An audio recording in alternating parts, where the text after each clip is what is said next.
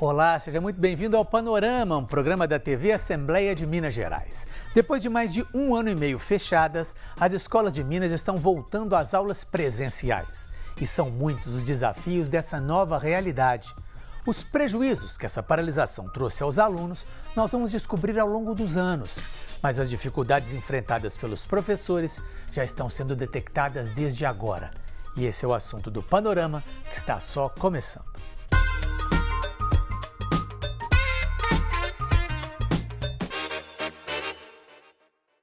Para nos falar um pouco mais sobre o aumento da síndrome do burnout entre os professores brasileiros, nós conversamos com a professora Stella Goulart, do Departamento de Psicologia da UFMG.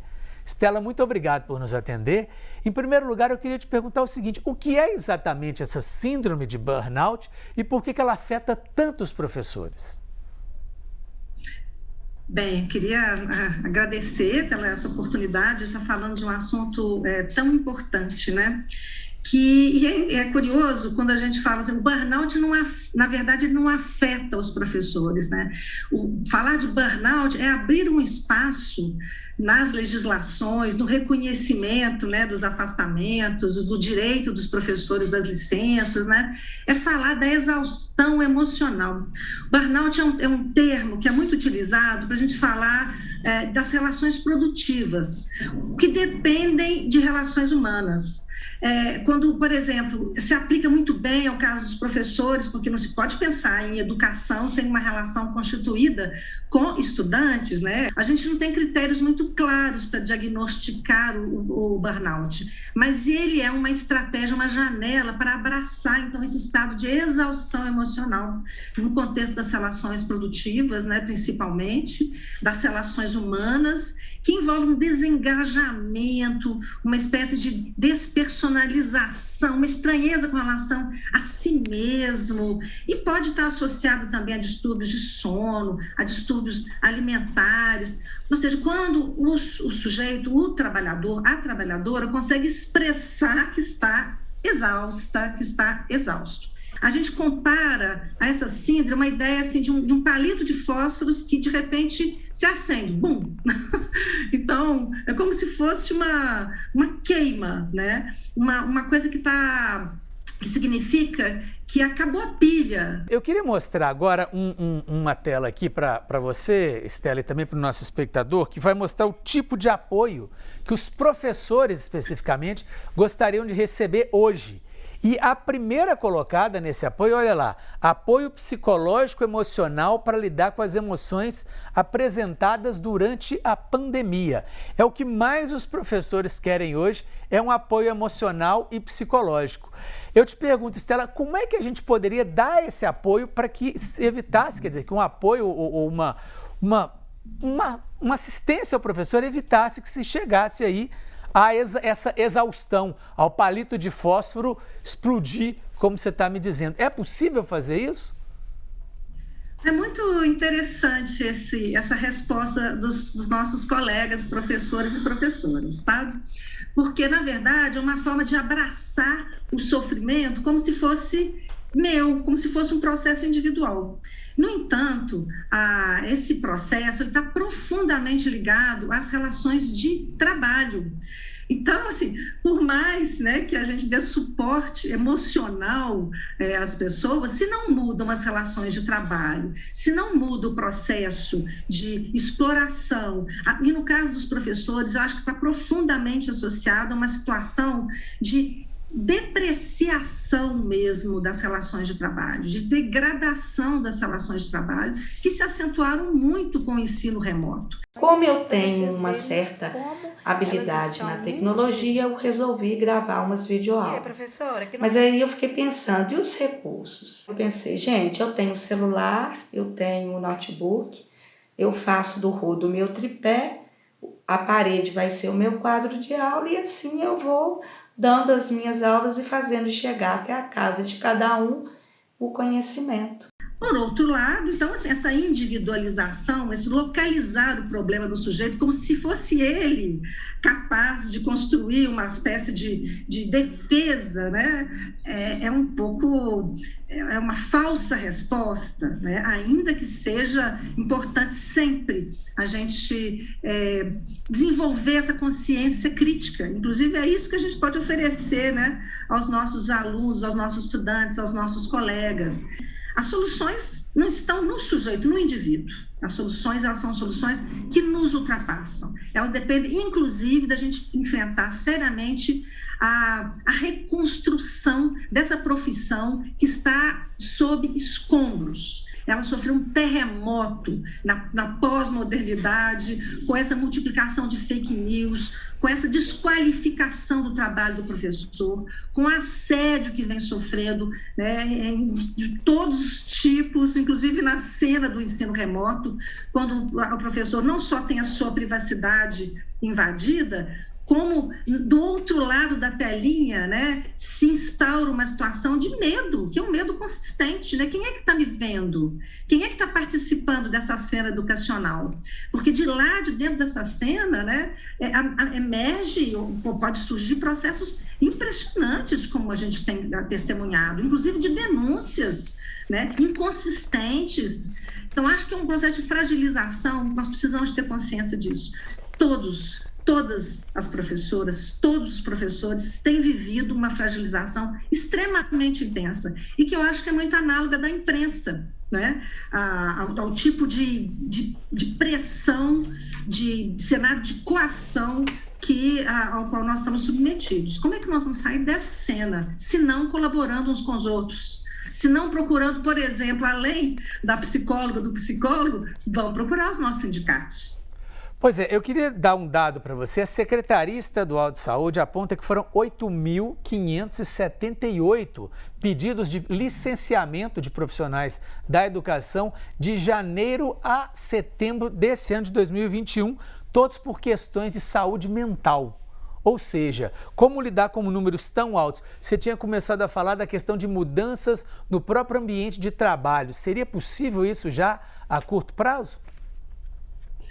Olha, a curto prazo não seria possível, é necessário, as pessoas têm que se alertar para o que está acontecendo. É muito grave quando o sistema educacional de um país ele é agredido, né? E é agredido através da figura desse personagem fundamental para o educador, e eu acho que um exemplo disso é a campanha difamatória contra Paulo Freire, né? Então, que é o nosso patrono da educação brasileira. Então, quando esse sujeito é agredido, quando não há mais respeitabilidade, quando as professoras e professores não conseguem sustentar dignamente, né, o seu compromisso com o trabalho, então acho que é quase natural que haja uma defesa que recai, né, individualmente, né? Então, como é que a gente pode lutar contra isso? Nós precisamos de uma atitude diferente por parte, primeiro, dos gestores públicos. Nós precisamos de uma atitude diferente com relação aos colegas, porque esse é um problema que está invisibilizado. Na verdade, circulam pouquíssimos dados, os dados são frágeis. Eu te perguntaria aí, por exemplo, qual que é o percentual, né, desse número, que é um número já muito relevante, como é que a gente contrapõe ele, né, com o universo? De que universo que nós estamos falando? Quem são os nossos professores? Quem são as nossas professoras? Nós temos um cenário tão diversificado, só de pensar no que são esses educadores aí contemplados no sistema público, o sistema privado, já temos diferenças absurdas. O maior medo de quem está envolvido no sistema privado hoje em dia é o desemprego. Eu queria mostrar para você, para o nosso público, mais alguns dados daquela pesquisa que nós vimos no início do programa lá, que ouviu mais de 2.500 professores. Olha só, os desafios no retorno às aulas. Eu vou deixar para vocês darem uma olhada na pesquisa, ó. Recuperar a aprendizagem dos estudantes, que estão defasados, obviamente, retomar as aulas presenciais considerando os recursos que vão existir agora e as condições, né, para esse retorno, retomar essas aulas presenciais, levando em consideração as condições emocionais, atrair aqueles alunos que abandonaram a escola e também reorganizar esse ano letivo e rever esse desenvolvimento. O que dizer para os nossos professores diante de desafios tão grandes que eles vão ter que enfrentar nesse momento? É uma hora certamente de muita coragem, porque nós precisamos de levar a sério as condições sanitárias, elas não nos dão garantias plenas, né? Nós temos dificuldades graves, entrada de sala de aula atualmente, e vamos encontrar os nossos estudantes vacinados, estaremos nós vacinados, estaremos nós protegidos, a pandemia não acabou. Então, acho que é dizer assim, consciência, calma, porque é uma situação muito difícil de ser gerida, né? E há muito medo. Eu acho que isso não consta aí nos dados da pesquisa, né? Porque é muito sutil essa possibilidade de captação do enorme medo, né? Não só dos professores, mas como de estudantes, das famílias, de enfrentar a cena presencial, ainda que seja tudo de bom a cena presencial, porque os professores e as professoras não foram preparados para serem youtubers, para trabalhar com uma telinha indeterminada. Isso realmente ruiu, comprometeu muito a relação com os nossos estudantes. Então, eu espero que os meus colegas, que as minhas colegas tenham essa oportunidade de voltarem amparados, apoiados, que a fragilidade seja visível. Perfeito. Muitíssimo obrigado pela entrevista. Eu que agradeço muito, agradeço aí aos nossos telespectadores e peço carinho aí nesse momento. Eu converso com o professor Teodoro Zanardi, que é professor do curso de pós-graduação da PUC Minas. Teodoro, muitíssimo obrigado pela sua disponibilidade em nos atender. Quais são os principais desafios que os professores vão enfrentar agora, nesse momento, depois de quase 18 meses aí, sem aulas presenciais? Olá, queria agradecer inicialmente o convite e a partir da sua questão, né, fica claro que nós temos nesse retorno uma centralidade do papel do professor e uma demanda pelo acolhimento dessas crianças e jovens que ficaram distantes da escola, distante do convívio, distante daquilo que é um processo pedagógico que tem uma eficiência, ou seja, um processo pedagógico que consolida o conhecimento. Então, o principal desafio dos professores, naquilo que diz respeito ao retorno das crianças e dos jovens para a escola, nesse momento, é perceber como esses jovens foram afetados naquilo que diz respeito a esse desenvolvimento educativo, esse desenvolvimento intelectual, esse desenvolvimento da própria socialização que existe no espaço escolar. E também uma retomada, né, de uma rotina que é trabalhar em uma escola que ainda convive com a pandemia e com os alunos participando desse processo agora de forma presencial. Pois é, em relação à faixa etária, a gente teve aí desde crianças muito pequenas, crianças em fase de alfabetização, até jovens no ensino médio, quer dizer, todo mundo teve que parar forçado pela pandemia. Agora todo mundo retorna, mas em momentos, em fases de vidas diferentes, né? Acredito eu que para uma criança que ficou dos 5 até os 6 anos e meio fora da escola e que um jovem que ficou dos 15 para 16, seja diferente esse retorno ou não? Quais seriam as preocupações específicas em relação às diferentes faixas etárias? Eu acho que a questão central que se coloca é a autonomia, né, que vem com a maturidade. Então, quando nós temos crianças bem pequenas, o estudo dentro desse contexto que demandam autonomia, obrigam a autonomia, um comprometimento, né, com os estudos, é muito mais difícil para as crianças pequenas. Já para os jovens, nós teríamos uma maior possibilidade de manutenção dos estudos em razão da própria autonomia. Mas temos que lembrar, por outro lado, uma grande dificuldade que nós teríamos para os jovens, de certa forma, recuperarem aquilo que não foi possível estudar nesse momento. Então, aqueles que estão em fase de conclusão da educação básica, do próprio ensino médio, a eles, né, nós vemos um maior desafio, e o maior desafio, obviamente, dos professores e professoras nesse trabalho. Já com as crianças, obviamente, né, em razão dessa ausência de autonomia, ali no processo de alfabetização que ainda não aconteceu, né, nós vamos ter, de certa forma, uma estagnação maior desse processo educativo, que é, obviamente, passível de recuperação nos próximos anos. Pois é, eu queria mostrar para o Teodoro e para os nossos espectadores, porque uma pesquisa que ouviu mais de 2.500 professores em todo o Brasil apresentou alguns resultados interessantes que eu queria que fosse comentado aqui. Olha, vamos ver os resultados dela aqui. Olha lá, professores da educação básica, hoje, de 49% estão desmotivados, 55% sobrecarregados, 47% ansiosos e 46% cansados. Teodoro, num final de ano, num final de semestre aí, enfrentar esses problemas todos aí nessa situação não deve ser muito fácil, né? Não, não é fácil e é necessário dizer que não era fácil antes mesmo da pandemia. O estado de Minas Gerais, o município de Belo Horizonte, já convivia com alguns problemas, especialmente na rede pública, que demandavam a sobrecarga do professor.